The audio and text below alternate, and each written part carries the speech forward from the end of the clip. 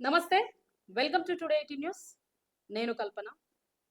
1947లో భారతదేశానికి నిజంగా స్వాతంత్రం వచ్చిందా అని కొంతమంది అంటున్నారు. స్వాతంత్రం వచ్చింది అని కొంతమంది అంటున్నారు. స్వాతంత్రం వచ్చినాక కూడా అదే బానిసత్వంలో మేము జీవిస్తున్నామని కొంతమంది అంటున్నారు. పొలిటికల్ లీడర్స్ అయితే కాంగ్రెస్ ద్వారానే భారతదేశానికి స్వాతంత్రం వచ్చిందని కొంతమంది అంటున్నారు. మరి నిజంగా భారతదేశానికి స్వతంత్రం వచ్చిందా? లేకపోతే అదే అణగారిన జీవితాల్లో బ్రతుకుతున్నామా? మరి ఎలా ఉంది? అడిగి తెలుసుకునే ప్రయత్నం చేద్దాం. సార్ నమస్తే. నమస్తే. సార్ భారతదేశానికి కొంతమంది అంటున్నారు నిజంగానే అసలు స్వాతంత్రం వచ్చిందా? అని అంటున్నారు. కొంతమందేమో మా కాంగ్రెస్ పార్టీ ద్వారానే భారతదేశానికి స్వాతంత్రం వచ్చింది. బ్రిటిష్ వాళ్ళతో మేమే పోరాడినాం అంటున్నారు. మరి ఏది వాస్తవం అసలు? నా దృష్టిలో ఇప్పటికి భారతదేశంలో బహుజనులకు స్వతంత్రం అయితే రాలేదు. హ్మ్. బ్రాహ్మణులకొచ్చింది. త్రివర్ణాలకు మాత్రమే వచ్చింది. మిగతా మిగతా వర్గాలకు రాలేదు. హ్మ్. మిగతా వర్గాలకు రాలేదు అనడానికి రాజ్యాంగము మన బాబాసాహెబ్ రాసినప్పటికీ కూడా స్వతంత్రం వస్తే ఫలాలు అందరికీ దక్కాలి కదా! అవును. మరి భూమి అనేది ఇంకా ఎవరి చేతిలో ఉంది? హ్మ్.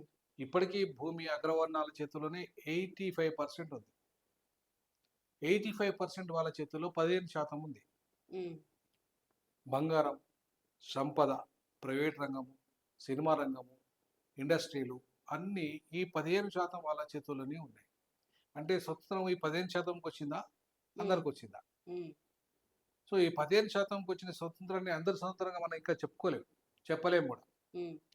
అందులో ఈ 15% కూడా ఇంకెవరు అంటే అది ఉత్తరాది వాళ్ళే ఎక్కువ శాతం. దక్షిణాది వాళ్ళకి స్వతంత్రం వచ్చినట్టుగా అయితే నేను భావించట్లే. హ్మ్. స్వతంత్రం వస్తే దక్షిణాది వాళ్ళకి స్వతంత్రం వస్తే మన బడ్జెట్‌ని ఇంతవరకు మనం నిర్ణయించుకునే పరిస్థితి మనం లేదు. ఆ! మన బడ్జెట్ ఇప్పుడు టాక్సులు కడుతుంది దక్షిణాది వాళ్ళు. హ్మ్. అనుభవిస్తుంది ఉత్తరాది వాళ్ళు. హ్మ్. కారణం ఏంది? ఈ మొత్తం అధికారం అంతా ఉత్తరాది వాళ్ళ చేతుల్లోనే ఉంది. ఇవాళ సంపద అంతా కూడా ఉత్తరాది వాళ్ళ చేతుల్లోనే ఉంది. హ్మ్. ప్రధాన సంపద. హ్మ్. సరే దక్షిణాది వాళ్ళ కొందరి దగ్గర అగ్రవర్ణాల దగ్గర ఉంది. లేదని కాదు. కానీ వాళ్ళతో పోల్చుకుంటే టోటల్‌గా అధికారము, ఆధిపత్యము, సంపద ఇవాళ ఈ ఉత్తరాది ఆధిపత్యము వాళ్ళకు తాబేదారులైన ఇక్కడ అగ్రవర్ణాల చేతుల్లో మాత్రమే ఉంది తప్ప ఉత్తరాదిలో కూడా దక్షిణాది మన బహుజనుల చేతిలో ఏం లేదు అధికారం. దక్షిణాదిలో అసలే లేదు. హ్మ్. సో, ఈ క్రమంలో అసలు దేశానికి స్వతంత్రము భౌగోళికంగానే వచ్చింది. హ్మ్. టెక్నికల్‌గా మాత్రమే వచ్చింది. అంటే ఓన్లీ ఏమంటారు దాన్ని మనము అంటే బ్రిటిష్ వాళ్ళు ఎళ్ళిపోయి తెల్లదొరలు పోయి నల్లదొరలు వచ్చారు అంతే. హ్మ్. కానీ పరిపాలన ఆధిపత్యం అంతా ఎవరి చేతిలో ఉంది? దొరల చేతిలో ఉంది. బ్రాహ్మణుల చేతిలో, అగ్రవర్ణాల చేతిలోనే ఉంది. దొరల చేతిలో ఉంది. సంపన్నుల చేతిలో ఉంది. భూస్వాముల చేతిలో ఈ రోజు వరకు కూడా 78 అయిపోయి 79 సంవత్సరాలకు వచ్చినప్పటికి కూడా హ్మ్. ఇంకా మనం ఎందుకు బహుజనులు బానిసత్వంలోనే ఉన్నారు. మెజారిటీ ప్రజలంతా బానిసత్వంలోనే ఉన్నారు. భూమి వాళ్ళకి ఇంకా ఎందుకు అందలేదు? సంపద ఎందుకు అందలేదు? హ్మ్. వాళ్ళకి ఇంతవరకు విద్య పూర్తి స్థాయిలో ఎందుకు అందలేదు? తర్వాత వైద్యం ఎందుకు అందలేదు? హ్మ్. వ్యాపారం వాళ్ళ చేతిలో ఎందుకు లేదు? ఇట్లా చెప్పుకుంటూ పోతే ఏ రంగం కూడా వాళ్ళ చేతిలో లేదు ఇవాళ. అంటే స్వాతంత్రం వచ్చింది కానీ, ఆ! కులాలకు, మతాలకు మాత్రం రాలేదు అని అంటున్నారా? కులాలకు, మతాలకు అనడం అంటే హ్మ్. మెజారిటీ ప్రజలకు రాలేదు. హ్మ్. కులం ఏదైనా అగ్రవర్ణాల కులమై అగ్రవర్ణాలకొచ్చింది. అంటే అధికారం అగ్రవర్ణ కులాలకు మాత్రమే ఉంది అని అంటున్నారు మీరు. మతాన్ని కూడా అగ్రవర్ణ మతాలకేలా. మతాల్లో గూడా ఇప్పుడు దళిత క్రైస్తవులు ఉన్నారు. వాళ్ళకి రాలే. హ్మ్. దళిత ముస్లింలు ఉన్నారు. వాళ్ళకి రాలే. హ్మ్. వెనకబడ్డ వర్గాలకు ఉన్నారు. వాళ్ళకి రాలే. ఆదివాసులు ఉన్నారు. వాళ్ళకి రాలే. హ్మ్. మళ్ళీ ఎవరికొచ్చింది? క్రైస్తవులు అగ్రవర్ణ సంపన్న క్రైస్తవులు, బ్రాహ్మణ క్రైస్తవులు, ముస్లింలలో సంపన్న ముస్లింలు, హ్మ్. బ్రాహ్మణ ముస్లింలు, అగ్రవర్ణ ముస్లింలు, హిందువులలో గూడా వాళ్ళే. హ్మ్. సో, మతం ఏదైనా మళ్ళీ ఆధిపత్యం అంతా వీళ్ళదే. సో, కులం కూడా వాళ్ళదే. హ్మ్. సో, కాబట్టి కులమైన, మతమైన ఎవరున్నారు? ఆధిపత్యం అంతా గూడా ఈ అగ్రవర్ణాలే ఉన్నారు. హ్మ్. అందుకే పెరియారు ఈ స్వతంత్రము వల్ల మా ప్రజలకేం ఉపయోగం జరగలేదన్నాడాయన హ్మ్. బహిరంగంగా. హ్మ్. ఈ రాజ్యాంగం వల్ల గూడా మాకు రాలేదు. ఈ ఫలితాలే రాలేదన్నాడాయన. హ్మ్. అందుకే ఇవాళ 1951లోనే మొదటి రాజ్యాంగ సవరణ జరిగినప్పుడే హ్మ్. ఇలా ఓబీసీలకు రిజర్వేషన్ వచ్చింది. ఇలా ఈ కింది వర్గాలకు రిజర్వేషన్లు వచ్చాయి. అంతకుముందు ఎస్సీ ఎస్టీ రాజ్యాంగం రచన జరిగినాక ఎస్సీ ఎస్టీలకే పరిమితమైన రిజర్వేషన్. ఒకప్పుడు 1935 యాక్ట్‌లో అన్ని వర్గాలకు రిజర్వేషన్లు ఉండే. హ్మ్. ఓబీసీలకు ఉండే, మహిళలకు ఉండే, ఆంగ్లో ఇండియన్స్‌కు ఉండే, అన్ని వర్గాలకు ఉండే. కానీ ఎప్పుడైతే రాజ్యాంగము 1947 యాక్ట్ వచ్చిందో, స్వతంత్రం వచ్చిందో, అప్పుడు అన్నీ రద్దయిపోయి ఓన్లీ ఎస్సీ ఎస్టీలకే పరిమితం అయిపోయింది. హ్మ్. మిగతా ఇప్పటికీ మహిళలకు ఇంకా రాలేదు. అవును. రాలేదు. ఇప్పటికీ బీసీలకు రాలేగా, చట్టసభలో రాలేగా. ఇప్పటికీ ఇంకా ఇతర వర్గాలకు రాలేగా. హ్మ్. అగ్రవర్ణ పేదలు ఎవరు కొట్లాడకుండానే అగ్రవర్ణ పేదలకు వాళ్ళకు వాళ్ళు ఆల్రెడీ ఓపెన్‌లోనే 50% వాళ్ళు అనుభవిస్తున్నారు. ఇప్పుడు దాంట్లో మళ్ళా తగ్గించి అగ్రవర్ణ పేదలకు 10% ఇచ్చారు. హ్మ్. అంటే వాళ్ళకి రిజర్వ్ చేశారు. అంటే 40% ఓపెన్ కేటగిరీ వాళ్ళకే, హ్మ్. అగ్రవర్ణాలకే. ఆ 10% కూడా వాళ్ళకే. హ్మ్. అంటే 85% ఉన్న వాళ్ళు మాత్రం 50%లోనే ఉండాలి. 15% ఉన్న వాళ్ళు మాత్రం 50%లో ఉండాలి. హ్మ్. సో, ఈ రకంగా వాళ్ళ సొంతం ఎవరికొచ్చినట్టు ఈ లెక్కన? హ్మ్. ఈ 15% ఉన్న వాళ్ళకే కదా! అవును. మరి 85% ఉన్న వాళ్ళు ఓట్లేస్తున్నారు. 85% ఉన్న వాళ్ళు ఈ మొత్తం వ్యవస్థను అంటే రోడ్లు ఊడుస్తున్నారు, మొత్తం నిర్మాణం చేస్తున్నారు. మొత్తం ఈ వ్యవస్థ అంతా నడిపిస్తుంది 80%. హ్మ్. ఆధిపత్యం చేస్తుంది 15%. హ్మ్. మరి ఈ క్రమంలో స్వతంత్రం ఎవరికొచ్చినట్టు? హ్మ్. ఆధిపత్య వర్గాలకు వచ్చినట్టేగా. హ్మ్. ఇవాళ తెలంగాణ తీసుకుందాం. ఉమ్మడి ఆంధ్రప్రదేశ్‌లో కేవలం ఒక రెడ్డి సామాజిక వర్గం 55 ఏళ్ళు పరిపాలించింది. హ్మ్. అవును గదా! ఇప్పుడు మళ్ళీ తెలంగాణ వచ్చింది. తెలంగాణ వచ్చిన తర్వాత కూడా వెలమ పోయింది. ఆ పర్సెంట్ వెలమ, ఇప్పుడు మళ్ళా రెడ్డి. రెడ్డి. అవును. మరి ఎవరికొచ్చినట్టు? మరి బహుజనులకొస్తే వాళ్ళకి అధికారం రావాలి కదా! హ్మ్. ఎందుకు రాలేదు? హ్మ్. ఎందుకు రాలేదు? ఓట్లు వాళ్ళయయినా గూడా అధికారం వాళ్ళ చేతిలోకి రావట్లేదు. హ్మ్. కారణం ఏంటిది? కారణం ఏంటంటే మన ప్రజలు ఎవరైతే మెజారిటీ ప్రజలు ఉన్నారో వాళ్ళంతా వాళ్ళని ఓట్లను కొనుక్కునే వస్తువులుగా తయారు చేసుకున్నారు. హ్మ్. పైసలియ్యడం 2000కా, 3000కా, 5000కా, 10,000కా కొనుక్కోవడం. కొనుక్కొని ఆ రాజ్యం తెచ్చుకోవడం. మైనారిటీ అయిన వానిది రాజ్యం ఎట్లా అయితది? ప్రజాస్వామ్యంలో majority should rule the country అనింది. హ్మ్. అంటే ఎవరిదైతే ఈ మెజారిటీ ఎవరిది మైనారిటీ వాడు రాజ్యం చేస్తున్నప్పుడు ప్రజాస్వామ్యం ఎట్లా అయితదది? మెజారిటీ వాడు రూల్ చేస్తే ప్రజాస్వామ్యం అయితది. హ్మ్. కానీ బ్రాహ్మణులు మైనారిటీ, రెడ్లు మైనారిటీ, కమ్మలు మైనారిటీ, కాపులు మైనారిటీ, ఇట్లా మైనారిటీ వర్గాలంతా కూడా రాజ్యం చేస్తుంటే మెజారిటీ ప్రజాస్వామ్యం వర్ధిల్లిందంటే ఎట్లా మాట్లాడతాం? హ్మ్. ఇవాళ ప్రొఫెసర్ కోదండరామ్ ఉన్నాడు. ప్రొఫెసర్ అరుగోపాల్ ఉన్నాడు తెలంగాణలో. హ్మ్. ఇద్దరు ప్రముఖమైన పొలిటికల్ సైన్స్ ప్రొఫెసర్ వాళ్ళిద్దరు. ఎలమ రాజ్యం పోయి ఆ పర్సెంట్ అయింది రాజ్యం పోయిట రెడ్డి రాజ్యం 4% అయినది వస్తారట. ప్రజాస్వామ్యం వర్ధిల్లిందని వాళ్ళు ఒక స్టేట్మెంట్ ఇస్తారు. హుహు. ఎట్లా ప్రజాస్వామ్యం వర్ధిల్లినట్టు? మెజారిటీ ప్రజలు బీసీలు ముఖ్యమంత్రి అయితేనో, హ్మ్. ఎస్సీ, ఎస్టీలు ముఖ్యమంత్రి అయితేనో ప్రజాస్వామ్యం వర్ధిల్లిందంటే ఒక అర్థం ఉంది. హ్మ్. కానీ ఎలమంబై రెడ్డితో ప్రజాస్వామ్యం వర్ధిల్లిందని మాట్లాడతారు. ఎవరు? చాలా ప్రముఖ పేరున్న అరగోపాల్ లాంటి వాళ్ళు, ప్రొఫెసర్ అరగోపాల్ లాంటి వాళ్ళు, ప్రొఫెసర్ కోదండరామ్ లాంటి వాళ్ళు, కోదండరామరెడ్డి లాంటి వాళ్ళు హ్మ్. మరి ప్రజాస్వామ్యం వర్ధిల్లిందని మాట్లాడారు. ఎక్కడ వర్ధిల్లింది ప్రజాస్వామ్యం? హ్మ్. సో, అదే కదా! నేను నేను అందుకే అదే అంటున్నా. ఇవాళ ఉత్తరాది వాళ్ళు కాంగ్రెసు అనేది ఒక ఉత్తరాది పార్టీ. హ్మ్. అంటే మీ ఉద్దేశంలో భారతదేశానికి స్వాతంత్రం రావడము అంటే ఒక దళితులు గాని, లేకపోతే మెజారిటీ బహుజనులు ప్రజలు. గాని మెజారిటీ హ్మ్. 85% ఉన్న ప్రజలు. వాళ్ళు రాజకీయంలో సీఎం గాని, ఇట్లా పీఎం గాని అయితే అప్పుడు మాకు స్వాతంత్రం వచ్చింది ఒక అని అంటారు సీఎం, మీరు. పీఎమే గాదు. ఆ! రాజ్యాధికారం అంటే హ్మ్. కేవలం సీఎం, పీఎమే కాదమ్మా. ఉద్యోగాల్లో వాటా, హ్మ్. పరిశ్రమల్లో వాటా, హ్మ్. సంపదలో వాటా, భూమిలో వాటా, ప్రైవేట్ రంగంలో వాటా, బంగారంలో వాటా, హ్మ్. ఇట్లా అన్ని సకల సంపదలో వాటా. హ్మ్. ఎవడి జనాభా ఎంతో వాడికంతా వాటా. వచ్చిందా? హ్మ్. రాలేదు కదా! హ్మ్. మరి రానప్పుడు స్వతంత్రం వచ్చినట్టు ఎట్లా లెక్క? ఓకే. సంపూర్ణ స్వరాజ్యం రేపు మీరు జెండా ఎగరేస్తారా? ఎగరేయరా? నేనా? హ్మ్. నేను ఎగరేయను. ఎగరేయరు. అంటే నేను మీకు ఎగరేయను. స్వతంత్రం నాకు రాలేదు రాలేదంటే అర్థం. అయితే మీరు దేశద్రోహి అయిపోతారు గదా! నేను దేశద్రోహిని కాదు, దేశభక్తుని. హ్మ్. ఎగరేస్తలేదంటేనే హ్మ్. దేశభక్తుని అన్నట్టు.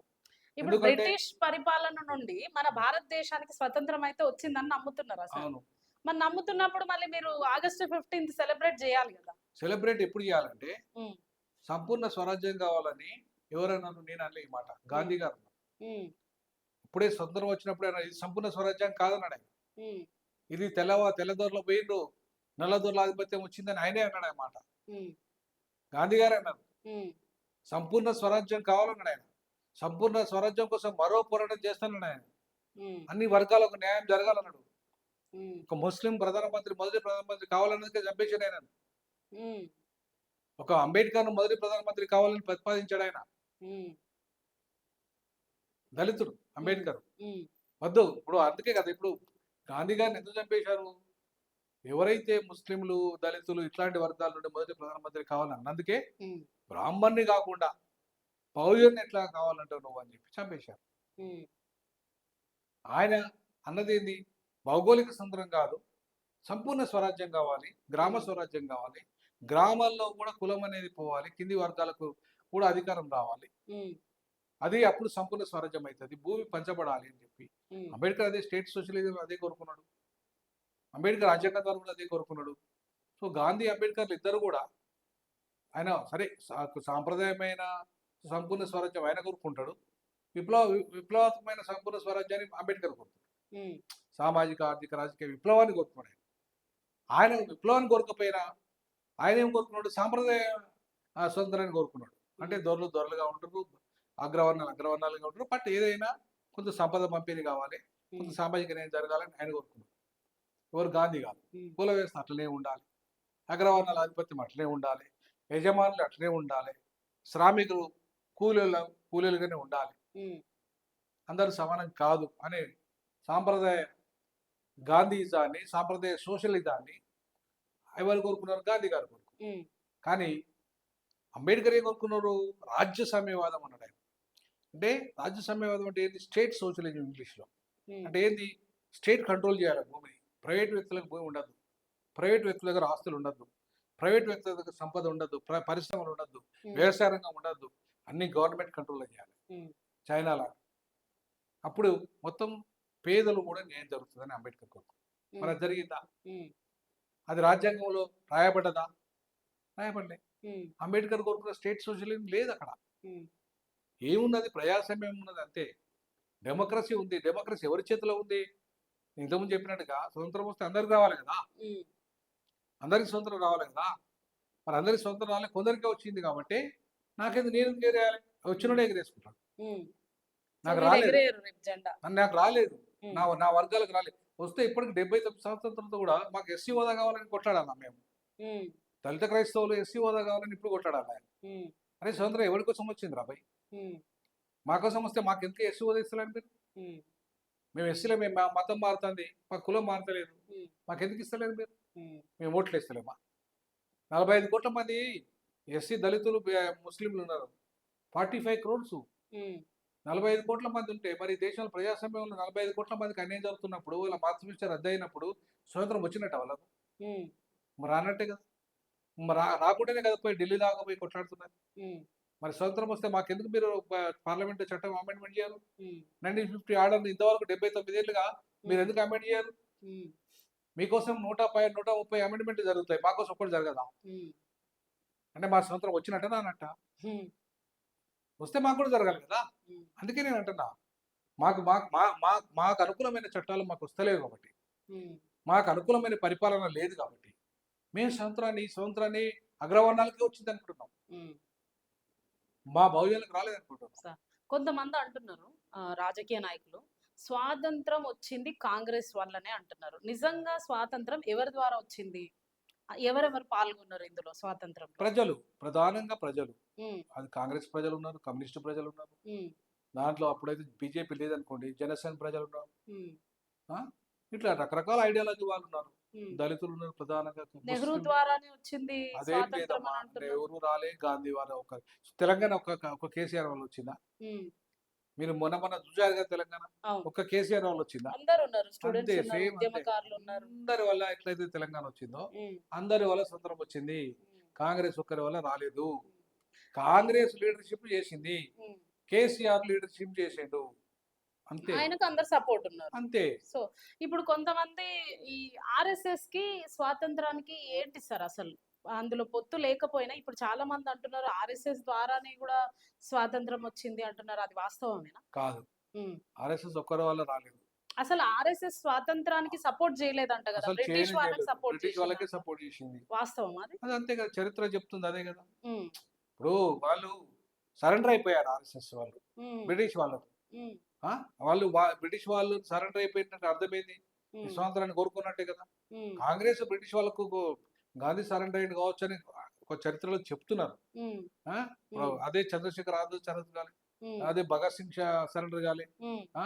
అలాగే ఇంకా ఎవరు సుభాష్ చంద్రబోస్ సరెండర్ కాలే. ఉమ్, అంబేద్కర్ కూడా ఆయన స్వతంత్రం కంటే కూడా మాకు స్వేచ్ఛ కావాలన్నాడు ఆయన. ఉమ్, మాకు స్వతంత్రం కంటే ముందు మాకు స్వేచ్ఛ కావాలి, ఈ అగ్రవర్ణాలతో మీ అంటరాని వాళ్ళుగా మేము అనుభవిస్తున్నాం బాధల నుండి మేము ఫస్ట్ విముక్తి కావాలన్నాడు ఆయన.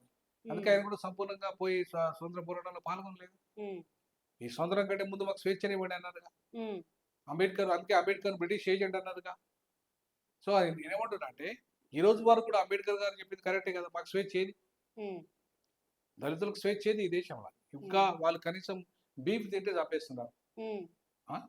అదే తినే హక్కు కూడా లేదండి ఈ దేశంలో. మైనార్టీలకు బీఫ్ తింటే చంపేస్తున్నారు. ఉమ్, ఎవడిచ్చిండండి? నాకు అర్థం లేదు. చంపే హక్కు ఎవడిచ్చిండండి? ఉమ్, ఏ రాజ్యాంగం ఇచ్చింది మీకు చంపే హక్కు? ఎందుకు చంపుతారండి? ఎవడు వాడు నీకు చంపు అని చెప్పింది ఎక్కడ రాజ్యాంగంలో ఎక్కడుంది? ఉమ్, ఎందుకు చంపుతున్నావు? నువ్వు నువ్వు నువ్వు కూరగాయలు తినేంత మాత్రాన అంటే నువ్వు కూరగాయలు తినద్దని నేను చంపుతామే వచ్చి మేము? ఉమ్, వాడు తినే హక్కు వాడికి ఏది ఇష్టమైతే వాడు అది తింటాడు. ఏ మతంలో ఇష్టమైతే ఆ మతంలో పోతాడు. ఉమ్, ఏ తిండి కావాలంటే ఆ తిండి తింటాడు. రాజ్యాంగం కల్పించింది హక్కు అది. ఉమ్, ఇవాళ దళితులకు స్వేచ్ఛ లేకుండా పోయింది. తిండి మీద స్వేచ్ఛ లేదు, మతం మీద స్వేచ్ఛ లేదు, వాడి కులం మీద స్వేచ్ఛ లేదు. ఉమ్, ఆ? ఇవాళ దేంట్లో స్వేచ్ఛ లేనప్పుడు నీకు స్వతంత్రం ఇక వచ్చిన అర్థమేముందల్లా? ఉమ్, రాజ్యాంగం అంబేద్కర్ రాసిండు అయినంత మాత్రాన స్వతంత్రం అంబేద్కర్ కూడా అంటే అదే అన్నాడు కదా. ఈ రాజ్యాంగము ఈ రాజ్యాంగాన్ని అమలు చేయాల్సింది ఎవరు? ఉమ్, పాలకులు. పాలకులు ఎవరు? అగ్రవర్ణాలు. అగ్రవర్ణాలు పాలకులైనప్పుడు ఉమ్, రాజ్యాంగం ఎట్లా అమలవుతుంది? ఉమ్, భూస్వాములు పాలకులైనప్పుడు, ఆర్ఎస్ఎస్ ఏజెంట్ పాలకులైనప్పుడు, లేకపోతే రాజ్యాంగం మీద అసలు నమ్మకం లేని వాళ్ళ పాలకులైనప్పుడు రాజ్యాంగం ఎట్లా అమలవుతుంది? ఉమ్, సో రాజ్యాంగం మీద సరి అయిన అవగాహన ఇప్పటి వరకు కూడా లేకపోవడం వల్లనే కదా.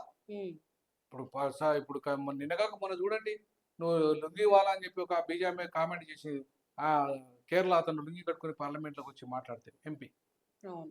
అవునా? ఉమ్, సో అట్లా ఇప్పుడు ఒక ప్రాంతం మీద దక్షిణాది మీద వివక్షత, దళితుల మీద వివక్షత, ద్రావిడుల మీద వివక్షత, ఉమ్, అగ్రవర్ణాల ఆధిపత్యము, అక్కడ పోతే అక్కడ ఉత్తరాదిలో కూడా ఆ బహుజనుల మీద వివక్షత. ఉమ్, సో కాబట్టి స్వతంత్రం వచ్చింది బ్రాహ్మణులకు, ఉమ్, స్వతంత్రం వచ్చింది అగ్రవర్ణాలకు. ఉమ్, వాళ్ళే కదా పరిపాలిస్తున్నారు ఈ దేశాన్ని. ఎవడు పరిపాలిస్తే వాడు స్వతంత్రం వచ్చినట్టు లెక్క. మరి ఏది కింది కులాలకు మరి వస్తే ఒక బీసీ ఇంతవరకు కాలేదు. ఉమ్. ఈ తెలంగాణ రాష్ట్రంలో ఉమ్మడి అంటే ఆంధ్రప్రదేశ్ ఇప్పుడు భారతదేశ ప్రజలు ఏమంటున్నారు సార్? బ్రిటిష్ వాళ్ళని వెళ్ళగొట్టడమే, వాళ్ళు వెళ్ళిపోవడమే స్వాతంత్రం వచ్చినట్టు అంటున్నారు. తెలంగాణ ఎలా ఉంచాలి, ఆంధ్రలో వెళ్ళిపోయిండ్రు. ఉమ్, మొత్తం స్వాతంత్రం వచ్చినట్టేనా? ఉమ్, వచ్చింది ఆ భూమి అందరూ పంచబడ్డదా? ఉమ్, తెలంగాణ వస్తే నీళ్లు నిధులు నియామకాలు వస్తాయన్నాడుగా. ఉమ్, ఎవరు? కేసీఆర్. కోదండరామ్ కూడా అన్నాడుగా. అవును. మరి ఏది కోదండరామ్? నిన్నగాక మొన్న మొత్తం నిరుద్యోగులంతా ఆట ఆడిచ్చిండ్రుగా. ఉమ్, మా ఉద్యోగాలు ఏవి? నీకు 70 ఏళ్ళ తర్వాత కూడా నీకు ఎమ్మెల్సీ పదవి వచ్చిందే, ఉమ్, ఉమ్, నీకు కులుకుతున్నావు కదా, ఉమ్, మాకేది పదవి అని అడిగిందిగా. ఉమ్, మరి ఏమి సమాధానం చెప్తాడు రెడ్డి, కోదండరామ్ రెడ్డి? ఉమ్, నయావంచకుడైన కోదండరామ్ రెడ్డి, ఉమ్, నయా గాంధీ కోదండరామ్ రెడ్డి. ఉమ్, ఉమ్, ఇప్పుడు కేసీఆర్ కంటే ఉమ్, ఎక్కువ డ్రామాలు ఆడిండు ఆయన. ఉమ్, ఉమ్, ఇప్పుడు నీళ్లు నిధులు నియామకాలు అనే అంశాన్ని ప్రజలోకి తీసుకుపోయింది ఎవరు? కోదండరామ్ రెడ్డిగా. ఉమ్, ఆ? నేను అప్పుడే అడిగిన ప్రొఫెసర్ జయశంకర్ గారు, ఉమ్, అయ్యా ప్రొఫెసర్ జయశంకర్ గారు, భూమి లేని మాకు భూమే లేదు, నీళ్ళు ఇంకా ఆ, ఎవరి కోసం నీళ్ళు వచ్చి ఎవరి పొలాలకు పోవాలి? ఉమ్, చెప్పండి మీరు. తెలంగాణ వస్తుంది, ఉమ్, నీళ్ళు వస్తాయి, నీళ్ళు ఎవరి పొలాలకు పోవాలి? మా భూమే లేదు. ఉమ్, అప్పుడు కదా భూమి అనే అంశం చర్చకు వచ్చింది. దళితులకు 3 ఎకరాలు. తెలంగాణ తొలి దళిత ఎజెండాని ఇచ్చింది నేను. ఉమ్, తొలి దళిత ఎజెండాను కేసీఆర్ గారికి ఇచ్చింది నేను ఫస్ట్. ఉమ్, 3 ఎకరాల భూమి ప్రతిపాదన కానీ, తెలంగాణ తొలి దళిత ముఖ్యమంత్రి కానీ, ఈ అంశాలన్నింటినీ మొదటగా ఫస్ట్ తెలంగాణ ఈ 21వ శతాబ్దానికి 21 అంశాల పేరు మీద తెలంగాణ తొలి దళిత ఎజెండాను ఇచ్చి ఆ అంశాలన్నింటినీ ముంగడబెట్టింది. ఉమ్, మాకేంటి లాభం తెలంగాణ వస్తాయని అడిగినాం. ఉమ్, అందుకే కదా దళితులకు ముఖ్యమంత్రి అన్నాడు ఆయన. ఉమ్, అందుకే కదా దళితులకు 3 ఎకరాలు అన్నాడు. అందుకే కదా దళిత బంధు అన్నాడు. ఇవన్నీ ఎవరి వల్ల వచ్చినాయి పోరాటాలు? అన్నాడు కానీ దళిత సీఎం కాలేదు కదా సార్ మరి. అదే నేను ఏమంటున్నా, అన్నాడు కానీ చేయలేదు. ఉమ్, ఇప్పుడు తల్లి దొరసాని అంటుంది సామాజిక తెలంగాణ అంటుంది, కానీ ముఖ్యమంత్రి మాత్రం నేనే అంటుంది ఆమె. ఉమ్, ఏ కవితమ్మ, ఉమ్, మరి ఇక సామాజిక తెలంగాణ అని ఎందుకు అనాలి ఆమె? ఉమ్, నా సామాజిక తెలంగాణ అయితే నన్ను ముఖ్యమంత్రి చేయండి అందరికి న్యాయం చేస్తా అంటే అయిపోతుంది కదా. ఉమ్. సామాజిక తెలంగాణ ఎందుకనాలా అయ్యే ఇప్పుడు ముఖ్యమంత్రి కావాలి కాబట్టి. అంతేగా. ఉమ్. నువ్వు అయ్యేమో దళితులు ముఖ్యమంత్రి అని అని అయ్యాడు. ఇప్పుడు ఉమ్. నువ్వు సామాజిక తెలంగాణ నువ్వంటే ఉమ్. నువ్వు అయితానంటే మరి ఎందుకు కావాలి. ఉమ్. కాబట్టి నేనేమంటున్నానంటే ఇవాళ రేవంత్ రెడ్డి అయితే ఇంకా దుర్మార్గుడు. ఉమ్. ఇవాళ సా- ఒక ఆర్ఎస్ఎస్ ఏజెంట్ లాగా వ్యవహరిస్తూ రేవంత్ రెడ్డి ఉమ్. మైనార్టీల మీద, ముస్లింల మీద, దళితుల మీద ఎన్ని రకాల దాడులు జరిగినాయి ఆయన. ఉమ్. ఓట్లంతా వేసింది కాంగ్రెస్ పార్టీకి వీళ్ళంతా. అవును. కానీ జనవాడ దాడి జరిగింది, ఉమ్. అనేక రకాల దాడులు జరుగుతున్నాయి. ఉమ్. అయినా సరే ఆయన ఒక్క మాట మాట్లాడలేదు ఉమ్. రేవంత్ రెడ్డి. ఉమ్. ఇంతవరకు కూడా మాట్లాడారు. కనీసం అసెంబ్లీలో మేము మీకు అనుకూలంగా తీర్మానం చేస్తున్నాంలే. ఉమ్. అదే చంద్రబాబు నాయుడు ఆయన ఇప్పుడు బీజేపీతో కలిసింది కానీ అంతకుముందు ఆయన సెక్యులర్గానే ఉన్నాడు. ఉమ్. సెక్యులర్గానే ఉండి ఆయన అసెంబ్లీ తీర్మానం చేసిండు. రాజశేఖర రెడ్డి అసెంబ్లీ తీర్మానం చేసిండు. ఉమ్. కేసీఆర్ అసెంబ్లీ తీర్మానం చేసిండు దళిత క్రైస్తవులకు అనుకూలంగా. ఉమ్. నువ్వెందుకు చేయలేవు మరి? ఉమ్. నేను ఆర్ఎస్ఎస్ ఏజెంట్ అన్నట్టుగా ఉమ్. మరి ఎట్లాంటి వాడిని ముఖ్యమంత్రి చేసినందుకు మరి ఇవాళ దళితులు బాధపడాలా సంతోషపడాలా? ఉమ్. సో కాబట్టి ఇవాళ కనీసం మాట కన్నా అన్నారు వాళ్ళు దళిత ముఖ్యమంత్రి అని. ఎవరు? కేసీఆర్. కేసీఆర్ వాళ్ళు. డిప్యూటీ సీఎం అయితే చేసిండుగా. ఉమ్. ఆ? అవును. మొట్టమొదటిసారిగా ఒక మాదిగా డిప్యూటీ సీఎం అయిందిగా. ఉమ్. అందులో మాదిగా ఆయన క్రిస్టియన్ అయింది కదా. ఉమ్. చరిత్రలో ఒక నిలబడిపోయింది కదా కేసీఆర్. ఉమ్. క్రైస్తవులకు ఇవాళ బీఆర్ఎస్ ఒక్కటే. అంటే డిప్యూటీ సీఎం క్రైస్తవుడా సార్? అవును, ఉమ్. డిప్యూటీ సీఎం రాజయ్య గారు క్రైస్తవుడు. ఉమ్. క్రైస్తవునికి ఇచ్చిన చరిత్ర ఇలా ఉమ్. కేసీఆర్ దక్కుతుంది. ఉమ్. కేసీఆర్ కు ఇవాళ ఇవాళ క్రైస్తవుల కోసము జస్టిస్ కేజీ బాలకృష్ణ కమిషన్ కల్పించి వాళ్ళ నేనే అపాయింట్మెంట్ తీసుకున్నా. ఉమ్. బీఆర్ఎస్ వచ్చి అఫీషియల్ గా ఇచ్చింది. ఉమ్. మరి ఏ పార్టీ ఇవ్వలే? కాంగ్రెస్ వచ్చి ఇవ్వలే, ఉమ్. బీజేపీ ఎట్లా ఇయ్యదు ఉమ్. ఏమి. కాబట్టి ఇంతవరకు కవితమ్మ కూడా మరి దళిత క్రైస్తవులకు అనుకూలమైన ఒక మాట మాట్లాడతలేదు. అవును, మాట్లాడతలేదు. అవునా? ఉమ్. సామాజిక న్యాయం గురించి మాట్లాడుతుంది కానీ ఉమ్. మరి దళితులకు సామాజిక న్యాయం జరగాలని ఒక మాట మాట్లాడతలేదు. ఉమ్. మరి ఆ క్రమంలో ఇలా కేసీఆర్ గారికి న్యాయం అనిపిస్తుంది. మరి ఉమ్. అటు రేవంత్ రెడ్డి కంటే కూడా ఉమ్. ఆడ కవితమ్మ దొరసాని కవితమ్మ కంటే కూడా ఉమ్. కేసీఆర్ న్యాయమే చాలా వరకు అన్ని వర్గాలకు న్యాయం చేసినట్టుగా ముస్లింలకు అవకాశాలు ఇచ్చాడు, డిప్యూటీ సీఎం చేశాడు ఆయన. ఉమ్. మాదిగలకు చేశాడు డిప్యూటీ సీఎం. అంటే క్రైస్తవుడు మాదిగా ఒక ఆయన ఆయన. ఉమ్. ఈవెన్ ఉపకులానికి చేశాడు డిప్యూటీ సీఎం. ఎవరు? కడియం శ్రీ అని. ఉమ్. మరి అట్లాంటప్పుడు ఇవాళ ఈ కింది వర్గాలకు కొంత మేలు చేసింది కదా. అవును. అట్లాంటి ఆయన పరిపాలనలో ఇంకా కొంత బీసీలకు కానీ మిగతా వాళ్ళకి కానీ న్యాయం జరిగింది కదా. ఉమ్. రేవంత్ రెడ్డి కంటే కూడా ఎక్కువ న్యాయం జరిగింది కదా. సో ఈ క్రమంలో మనం ఇవాళ తెలంగాణలో అందులో హైదరాబాదు దక్షిణాదిలో కీలకమైన హైదరాబాద్ క్యాపిటల్ ఏదైతే ఉందో సౌత్ ఇండియా క్యాపిటల్ అయిన హైదరాబాద్కు ఇవాళ టీఆర్ఎస్ పార్టీ ఉండి అంతో ఇంతో కొంత ఈ ఉత్తరాది పార్టీ అయిన కాంగ్రెస్ కంటే, ఉత్తరాది పార్టీ అయిన బీజేపీ కంటే కొంత మేలు చేసింది. ఉమ్. దాన్ని స్వాగతిస్తే తప్పట్లయితుంది. ఉమ్. ఇప్పుడు మీరు కూడా పొలిటికల్లో ముందుకెళ్తున్నారు సార్. అంటే మీరు పొలిటికల్లో ముందుకెళ్తున్న క్రమంలో ఎవరెవరితో కలిసి వెళ్ళాలనుకుంటున్నారు? అంటే దళితులతోనా? ఇప్పుడు కొంతమంది పార్టీలు పెడుతున్నారు, బీసీ ఉద్యమం అంటున్నారు, దళిత ఉద్యమం అంటున్నారు. సో అట్లా మీరు అందరిని కలుపుకొని వెళ్ళాలని అనుకుంటున్నారా? లేదంటే ఒక్క వేలోనే ఏదైనా దళిత క్రైస్తవులా లేకుంటే లేదు, దళితులా ఇట్లా అందరినీ కలుపుకొని పోతేనే వెళ్ళాలనుకుంటున్నారా? ప్రయాసమే. ఉమ్. అందరినీ కలుపుకొని పోయినా సరే ఉమ్. మెజారిటీ ఎవరు అనేది చూసుకోవాలి. ఉమ్. క్యాస్ట్ సెన్సెస్ లో మెజారిటీ ఫస్ట్ మాదిగలు, ఉమ్. తర్వాత ముదిరాజులు, ఉమ్. తర్వాత ముస్లింలు. ఇట్లా నేను ఇచ్చిన లెక్కలు కాదు, ఉమ్. రేవంత్ రెడ్డి ఇచ్చిన లెక్కలే. ఉమ్. అవునా? ఉమ్. మహిళలు, వాళ్ళు వీళ్ళందరికీ అవకాశం రావాలన్నా లేదా? ఉమ్. సో క్యాస్ట్ సెన్సెస్ ప్రకారంగా ఇచ్చుకుంటూ పోదాం మనం. ఉమ్. ఎవరి జనాభా ఎంతో వాళ్ళకి ఫస్ట్ అవకాశాలు ఇద్దాం, ఉమ్. తర్వాత నెక్స్ట్ అవకాశాలు వాళ్ళకి ఇద్దాం. సో మీరైనా నిజమైన స్వాతంత్రం కోసం పోరాడాలనుకుంటున్నారు? 100% అమ్మా. ఎవరి జనాభా ఎంతో వారికి అంత వాటర్ రావాలి. ఉమ్. ఈవెన్ అగ్రవర్ణాలు కూడా పేదలు ఉన్నారు. ఉమ్. అందరు రెడ్లంతా మొత్తం సంపన్నులు అని అనట్లేదు. ఉమ్. కానీ ఈ సంపన్న రెడ్ల వ్యవస్థలో పేద రెడ్లకు ఏం న్యాయం జరిగింది? పెద్దగా ఉమ్. జరగలేదు. కాబట్టి అగ్రవర్ణాల్లో ఉన్న పేదలకు కూడా నేను అనుకూలం. ఉమ్. అది రెడ్డి అయినా, కమ్మ అయినా, బ్రాహ్మణుడైనా పేదోడే, ఉమ్. దళితుడైనా పేదోడే, బీసీ అయినా పేదోడే, మైనార్టీ అయినా పేదోడే. ఉమ్. ఇవాళ బట్టి విక్రమార్క ఉన్నాడు, ఉమ్. వివేక్ ఉన్నాడు, దామో రాజనరసింహ ఉన్నాడు. వీళ్ళంతా కూడా సంపన్నులు. ఒక్కొక్కరు 30 కోట్లు 50 కోట్లు పెట్టి గెలవగల కెపాసిటీ ఉన్నారు. వీళ్ళకి ఎందుకమ్మా రిజర్వేషన్ల సీట్లు? ఉమ్.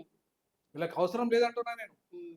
వీళ్ళు మాలాంటి మధ్యతరగతి వాళ్ళు, లేదంటే నాకంటే ఇంకా పేదోళ్ళు, వాళ్ళు కదా రావాల్సింది ఉమ్. రిజర్వేషన్లలో పోరాటం చేయాల్సింది.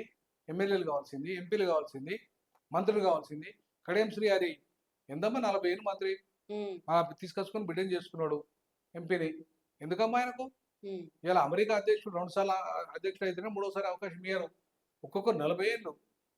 మొత్తం దళితులలో కూడా మొత్తం వాళ్ళేనా? వాళ్ళ కుటుంబాలేనా? కడియం కుటుంబం, దామోదర రాజహంస కుటుంబము, ఉమ్, బట్టి కుటుంబము, వివేక్ కుటుంబము, ఉమ్, ఆ ఇవే ఇక వినోద్ కుటుంబము, ఇక వీళ్ళేనా? ఉమ్, మల్లు రవి కుటుంబము, వీళ్ళేనా రాజ్యం చేయాలి? ఉమ్, రిజర్వేషన్ ఎవరి కోసం ఇచ్చారు అంబేద్కర్? ఉమ్, వీళ్ళేనాడన్నా మాట్లాడుతున్నారా అసెంబ్లీలో? ఉమ్, పార్లమెంట్లో మాట్లాడుతున్నారా ఎంపీలై? మరి మాట్లాడిన వాళ్ళ కోసం ఎందుకమ్మా రిజర్వేషన్? ఉమ్, వీళ్ళు డబ్బులు ఉన్నాయి, ఓపెన్లో పోటీ చేయాలి.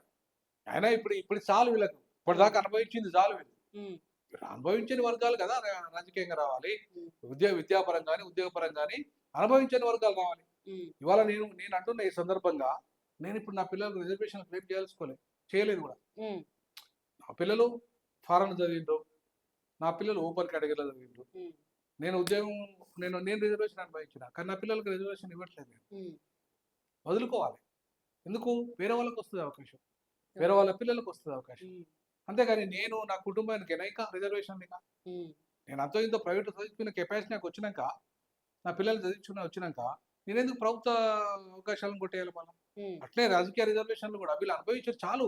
మిగతా ఇంకా వాళ్ళకు కూడా మిగతా వాళ్ళకి అవకాశాలు ఇవ్వాలి రావాలా లేదా? అంటున్నారు. ఉమ్, వాళ్ళు స్వచ్ఛందంగా వదులుకోవాల్సింది పోయి ఇంకా వాళ్ళే పోయి మొత్తం 50 కోట్లు 100 కోట్లు మేమే పెట్టి మేమే సంపాదించాలి 1000 కోట్లు అంటే ఉమ్, మరి మిగతా వాళ్ళకి ఎప్పుడు కావాలి అవకాశాలు?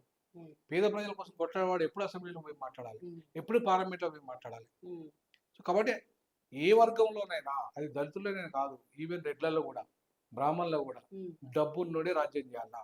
ఉమ్, నేనైతే అదే అంటున్నా. డబ్బున్నోని ఒక్కదే రాజ్యమా? ఉమ్, లేదు. పేదవాడు రాజ్యం చేసినప్పుడే పేదవాడికి న్యాయం జరుగుతుంది. ఉమ్.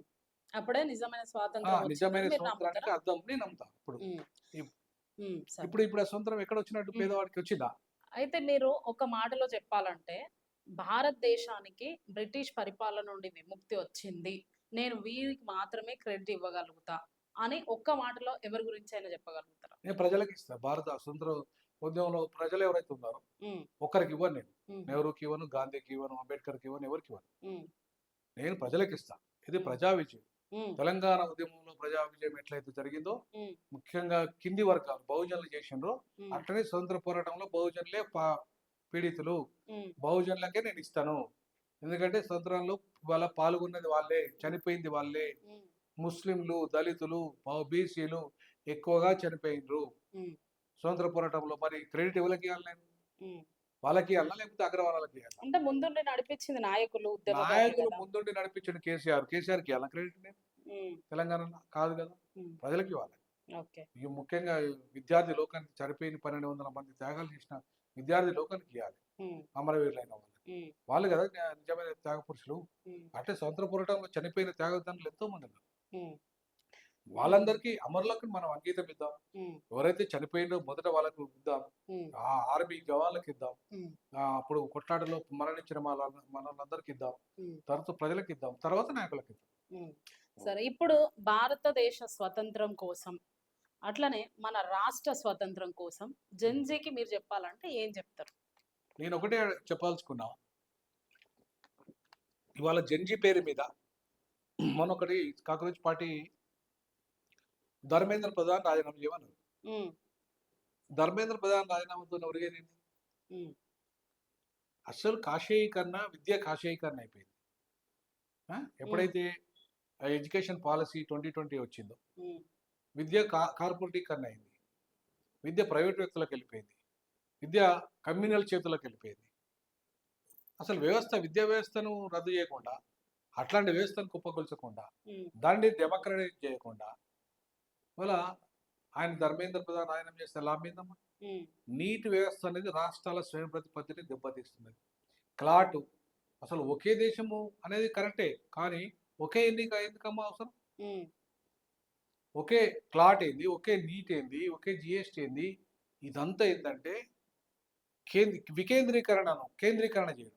ఉమ్, అంటే రాష్ట్రాల స్వయం ప్రతిపత్తిని, వాళ్ళ హక్కులను హరించి ఒక్క కేంద్రం చేతుల గుప్పిట్లో మాత్రమే ఉమ్, అధికారాలను పెట్టుకోవడం. ఉమ్, కొన్ని వర్గాల చేతుల్లో మాత్రమే, బ్రాహ్మణుల చేతుల్లో మాత్రమే. అగ్రవర్ణాల చేతుల్లో మాత్రమే, సంపన్నుల చేత మాత్రమే ఈ దేశాన్ని కబంధ హస్తాల్లో ఉంచడం ప్రజలని. ఉమ్, దానికి నేను వ్యతిరేకం. ఉమ్, ఒకే ఎన్నిక అనేది వ్యతిరేకం. ఇప్పుడు ఎంత ఒక్కొక్కడు 100 కోట్లు, 150 కోట్లు ఖర్చు పెట్టి ఎంపీ అవుతాడు. ఉమ్, ఒక ఎమ్మెల్యే కావాలంటే మినిమం 50 కోట్లు ఖర్చు పెడతాడు. ఉమ్, ఈ కరప్షన్ తగ్గకుండా నువ్వు ఎమ్మెల్యే ఒకసారి ఎన్నికలు జరిగినంత మాత్రాన ఏం న్యాయం జరుగుతుందా? ఉమ్, ప్రజలకు మేలు జరుగుతుందా? చెప్పమ్మా. ఉమ్, తరచుగా ఎన్నికలు జరగడం వల్ల ప్రజలకు కొంత మేలు జరుగుతుంది. ఉమ్, ఇప్పుడు ఒకడు ఓడిపోవడం వల్లనే ఇంకోటి గెలుస్తాడు. ఉమ్, అవునా? ఒక్కసారి నేను గెలిస్తే పర్మనెంట్గా 5 ఏళ్ళు నేను ఉంటా అంటే ఎట్లా? ఉమ్. ఇప్పుడు సో ఇదంతా 5 ఏళ్లకు ఒకసారి కాకుండా మీరు ఓట్లు ఇంకా తొందరగా రావాలి అని నేను అనుకుంటున్నారా? అంటున్నా నేను. ఉమ్, 3 ఏళ్ళకి ఒకసారి రాని ఇంకా తప్పేముందంటున్నా. ఉమ్, 3 ఏళ్ళకి రాని 5 ఏళ్ళ దాకా ఎందుకు ఉండాలి? ఉమ్, అంటున్నారు చాలా మంది డబ్బు వృధా అవుతుంది, అదే వృధా అవుతుంది. ఏం వృధా ఎంత ఎంత వృధా అవుతుంది ఈ దేశంలో? ఉమ్, ఎన్నికల వ్యయం అనేది కొన్ని లక్షల కోట్లు, ఉమ్, లక్షల కోట్లు. ఇలా ఒక్కొక్కటి కంట్రోల్ చేయండి ఫస్ట్. మీరు కంట్రోల్ చేస్తే అసలు ప్రభుత్వమే అసలు డబ్బులు ఎన్నికల ఖర్చులు ప్రభుత్వం పెట్టాలి. ఉమ్, వ్యక్తులు పెట్టద్దు, ఉమ్, ప్రభుత్వం పెట్టాలా. ఏ ప్రభుత్వం ఉంటే ఆ ప్రభుత్వం పెట్టి ఎన్నికల్లో 25 లక్షలు 50 లక్షలు ఇస్తావు గంతే ఇయ్యాలి. ఉమ్, అంతకంటే ఒక్క రూపాయి కనుక ఎవడన్నా ఎక్సెస్ ఖర్చు పెట్టినా వాడిని అరెస్ట్ చేయండి, డిస్క్వాలిఫై చేయండి. ఉమ్, ప్రభుత్వం దగ్గర డబ్బు లేదా?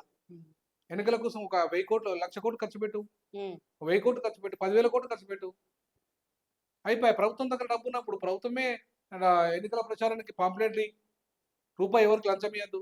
ఉమ్, అసలు ఎవరైతే ఒకవేళ కరప్షన్ నేను పాల్పడను అనుకో, నన్ను అప్పుడు ఇమ్మీడియట్గా డిస్క్వాలిఫై చేయండి. ఉమ్, ఎన్నికల కమిషన్లో మార్పులు తీసుకురండి. ఇవి చేయకుండా ఉమ్, ఒకేసారి ఎన్నికలు తీసుకొచ్చి నియంతృత్వంగా భారతదేశాన్ని నడిపి తన ఇష్టరాజ్యంగా చేయడానికి ఇదేం రాజరిక పరిపాలన కాదు. ఇది ప్రజాస్వామ్య పరిపాలన. ఉమ్, అన్ని వర్గాలకు రిప్రజెంటేషన్ ఉండాలి. అన్ని వర్గాలు ఇవాళ న్యాయం జరగాలి. న్యాయం జరగాలంటే తరచుగా ఎన్నికలు జరగాలి. ఉమ్, తరచుగా ఎన్నికలు వస్తేనే సర్పంచ్ అనేటోడు న్యాయం చేయకపోతే ఇప్పుడు ఒకటేసారి సర్పంచ్ అవుతాడు, ఎమ్మెల్యే అవుతాడు, ఎంపీ అవుతాడు, అంతా ఒకటేసారి అయిపోతుంది. ఉమ్, అయిపోయిన తర్వాత సర్పంచ్ పట్టించుకోడు, ఎమ్మెల్యే పట్టించుకోడు, ఎంపీ పట్టించుకోడు, ఎవడు ఇక్కడ వాళ్ళ మీద ఏమిటి చర్యలు? ఉమ్, 5 ఏళ్ళ దాకా మేము ఎట్లనే ఉండాలి. ఇక ఉమ్, వాడు ద్రోహం దుర్మార్గం చేస్తాంటే, వాడు మతం పేరు మీద విధ్వంసం చేస్తాంటే, చంపేస్తాంటే, నరికేస్తాంటే, ఉమ్, లేకపోతే ఇవాళ నేను కులం పేరు మీద ఆధిపత్యం చేస్తుంటే, భూస్వామి పేరు మీద ఆధిపత్యం చేస్తుంటే ఉండాలా? ఉమ్, సర్పంచ్ ఎన్నికలకు వస్తే సర్పంచ్ ఎన్నికలు వాడు ఎవడైనా ఉంటే ఆ సర్పంచ్ ఎన్నికలప్పుడు వాడిని నిలదీస్తాం, ఎమ్మెల్యేలప్పుడు వాడిని నిలదీస్తాం, ఎంపీ ఎన్నికలప్పుడు వాడిని నిలదీస్తాం. అంతేగా అన్ని ఒకసారి అయితే ఉమ్, అర్థమేముంది? సర్పంచ్ అనేటోడుకు అప్పుడే అవుతుంది, ఎమ్మెల్యే అప్పుడే, ఎంపీ అవుతుంది. ఉమ్, ఇప్పుడు ప్రజలు ఎవరిని ఏం అడగాల? ఉమ్, అంటే అంటే ఒక పార్టీ లాభం కోసం, బీజేపీ లాభపడడం కోసం, ఉమ్, లేదా కాంగ్రెస్ లాభపడడం కోసం ఈ విధానం పనికొస్తుంది. ఉమ్, ఉత్తరాది పార్టీల లాభం కోసం పనికొస్తుంది. ఉమ్, అంతే తప్ప దేశంలో ప్రజాస్వామ్యాన్ని కాపాడుకోవాలి. మనం ఉమ్, ప్రజాస్వామ్యాన్ని కాపాడుకోవాలంటే ప్రతి రాష్ట్రం ఇంపార్టెంట్. ప్రతి రాష్ట్రంలో ప్రతి ప్రాంతీయ పార్టీ ఇంపార్టెంట్. ఉమ్, సో మన దేశంలో ఒకప్పుడు 1935 యాక్ట్ ప్రకారంగా యునైటెడ్ స్టేట్స్ ఆఫ్ ఇండియా అని ఉండే, ఉమ్, ఇప్పుడు యూనియన్ ఆఫ్ ఇండియాగా మార్చేసిండ్రు. అంటే రాష్ట్రాల యొక్క హక్కులను హరించేసిండ్రు. నేనేమంటానంటే రాష్ట్రాలకు మళ్ళీ హక్కులను ఇవ్వాలి. ఉమ్, యునైటెడ్ స్టేట్స్ ఆఫ్ ఇండియాగా మార్చండి పేరు. ఉమ్, ఆ సమైక్య భారతదేశం నిర్మాణంలో ఉండాలి. ఈవెన్ ఇప్పుడు యూనియన్ ఆఫ్ ఇండియాలో కూడా ఏం చెప్తుంది ఆర్టికల్ 1లో? Um, India that is Bharat union of states అని చెప్తుంది. ఉమ్, అంటే రాష్ట్రాల యొక్క సమైక్యనే భారతదేశం. అంతేగాని భారతదేశం రాష్ట్రాల సమైక్య కాదు. ఉమ్, ఈ రాష్ట్రాలన్నీ కలిపితేనే భారతదేశం. ఉమ్, కానీ మోడీ ప్రధానమంత్రి అయితే దేశం అన్నట్టు కాదు. ఉమ్, నువ్వు దేశ అధ్యక్షుడు ఏమన్నా ఉమ్, అమెరికాలో కాదు కదా ఇది. ఉమ్, నువ్వు ఒక్క వ్యక్తి మీద ఆధారపడదు కదా. మొత్తం ముఖ్యం ప్రధానమంత్రిని నిర్ణయించేదంతా ఎవరు? అక్కడ ఉన్న క్యాబినెట్ నిర్ణయిస్తారు. అవును. అంతేగాని ఉమ్, ఈ అమెరికా అధ్యక్షుడిలాగా ఒక మోడీని లేకపోతే ఇంకోని ఎన్నుకోవడం కాదు సిస్టమ్. ఉమ్, ఈ డెమోక్రసీలో పార్లమెంటరీ డెమోక్రసీని మనం కోరుకున్నాం. ఆ పార్లమెంటరీ డెమోక్రసీలో ఒక్కొక్క కాన్స్టిట్యున్సీకి మనం ఒక ఎంపీని కోరుకున్నాం. ఇంత జనాభాకు ఒక ఎంపీ కావాలనుకున్నాం. పెంచుండి సీట్లు. ఉమ్, ఇప్పటికీ 450 నుండి 550 చేసి చేయండి. ఉమ్, ఎట్లా చేయాలి మీరు? ఫస్ట్ రాష్ట్రాలను, ఒక రాష్ట్రానికి 2 కోట్ల జనాభానే ఉండాలి. ఉమ్, 2 కోట్ల జనాభా. మీరు ఉత్తరప్రదేశ్ 25 కోట్లు ఉంటే ఉమ్, మణిపూర్, నాగాలాండ్, కోహిమా ఒక రాష్ట్రం, అది కూడా ఒక రాష్ట్రమేగా. అక్కడ 5 లక్షలు, 50 లక్షలు, 10 లక్షలు ఇంతేగా. ఉమ్, మరి ఉన్నప్పుడు ఇట్లా దేశంలో ఎవడు ఆధిపత్యం చేస్తాడు? ఉత్తరప్రదేశ్లో 80 ఎంపీలు ఆధిపత్యం చేస్తాడా? అక్కడ ఒక ఎంపీ ఆధిపత్యం చేస్తాడా? ఉమ్, పుదుచ్చేరిలో ఒక ఎంపీ ఉన్నాడు, వాడు ఆధిపత్యం చేస్తాడా? ఉమ్, ఎవడు చేస్తాడు? ఇక్కడ 17 ఉన్నాయి తెలంగాణలో, వీడు ఆధిపత్యం చేస్తాడా? ఉమ్, 80 ఎంపీ ఉన్నాడు ఆధిపత్యం చేస్తాడా? అంటే రాష్ట్రాలని విభజించాలా. 2 కోట్ల జనాభాతో ఒక రాష్ట్రం చేయాలి. ఇప్పుడు 145 కోట్ల జనాభా, ఎన్ని రాష్ట్రాలు కావాలి? ఉమ్, 75 రాష్ట్రాలు కావాలి. కానీ ఎన్ని రాష్ట్రాలు ఉన్నాయి ఇప్పుడు మనకు? 48 రాష్ట్రాలు ఉన్నాయి. ఉమ్, 48 కాదు, 28 రాష్ట్రాలు ఉన్నాయి. ఉమ్, మరి అమెరికా ఇవాళ 25 కోట్ల జనాభా ఉండి 50 రాష్ట్రాలు ఉంది. ఉమ్, 140 కోట్ల జనాభా ఉన్న భారతదేశం 28 రాష్ట్రాలు ఉంటే ఎట్లా పరిపాలన, ఎట్లా అమెరికాలో డెవలప్ అవుతాం మనం? ఉమ్, 18 సంవత్సరాలుగా విలీనమైన అమెరికా 50 చిన్న రాష్ట్రాలుగా ఏర్పడి ఇవాళ ప్రపంచాన్ని శాసిస్తుంటే, ఉమ్, 460 సంవత్సరాలుగా విలీనమైన భారతదేశంలో కేవలం 28 రాష్ట్రాలే ఉంటాయి. ఉమ్, అప్పుడైతే 14 రాష్ట్రాలే ఉండే, ఉమ్, దాని డబుల్ అయింది అంతే ఇప్పుడు. ఉమ్.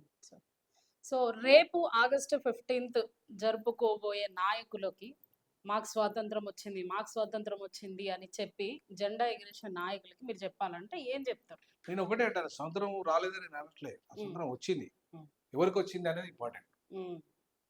భగవ భారతదేశ ప్రజలందరికీ వచ్చిందని అనే అని అనుకుంటున్నాం. మేము అంటున్నాం. అని మీరు అంటుంటే ఉమ్, భారతదేశ ప్రజలందరికీ వస్తే భారతదేశ ప్రజలందరికీ న్యాయం జరగాలని నేను అంటున్నాను. ఉమ్, భూమి పంచబడాలి ఉమ్, అందరికీ, సంపద పంపిణీ జరగాలి, ఉమ్, ప్రైవేట్ రంగంలో వాటా ఇవ్వాలి, సినిమా ఇండస్ట్రీలో వాటా జరగాలి. ఉమ్, అన్నిట్లలో అందరికీ న్యాయం జరిగినప్పుడు, జనాభా దామాష పద్ధతిలో న్యాయం జరిగినప్పుడే ప్రజాస్వామ్యం వర్ధిల్లినట్టు. ఉమ్, అప్పుడే స్వతంత్రానికి సంపూర్ణ స్వతంత్రం యొక్క అర్థం ఉంటుంది. ఉమ్, లేకపోతే మరో స్వతంత్ర పోరాటం జరగాల్సిందే. ఉమ్, సంపూర్ణ స్వరాజ్యం ఎట్లయితే గాంధీ గారు కోరుకున్నారో, సంపూర్ణ విప్లవాత్మకమైన భారతదేశాన్ని నేను కోరుకుంటాను. ఉమ్, అందులో ఉత్తర భారతదేశం న్యాయం జరగాలి, ఈశాన్య రాష్ట్రం న్యాయం జరగాలి, మధ్య భారతదేశానికి, ఉత్తర భారతదేశానికి, ఉమ్, అన్ని వర్గాలకు, బీసీ ఎస్సీలకు జరగాలి, మహిళలకు జరగాలి, ఉమ్, అన్ని ప్రాంతాలకు, అన్ని భాషలకు, అన్ని వర్గాలకు జరగాలి. అంతేగాని ఒక ఆధిపత్యం కోసం, మీ భాష ఆధిపత్యం కోసం, ఒకే దేశము, ఒకే ఎన్నిక, ఒకే పార్టీ పాలన, ఒకే పరీక్ష. ఎందుకంటే ఒకే పరీక్ష, ఉమ్, నీట్ అనేది అవసరమే లేదు, రద్దు చేయండి. ఉమ్, క్లాట్ అనేది అవసరమే లేదు, రద్దు చేయండి. ఉమ్, యూపీఎస్సీ అనేది అవసరమే లేదు, రాష్ట్రాల్లో ఎగ్జామ్స్ పెట్టుకుంటే చాలు. ఉమ్. అంటే ఇప్పుడు భారతదేశానికి బ్రిటిష్ పరిపాలన నుండి మనకు స్వాతంత్రం వచ్చినా ప్రయోజనం లేదు అని అంటున్నారా మీరు? అదే కదా, అంటున్నారు. ఇప్పుడు తెలంగాణ వచ్చి కూడా మనకి దొరలకే ప్రయోజనమైంది కదా. ఉమ్, ఈ స్వతంత్రం వచ్చి కూడా నల్లదొరలకి పరిమితమైంది కదా. ఉమ్, ప్రజలకు మేలు జరగలేదు అంటున్నా. ఉమ్.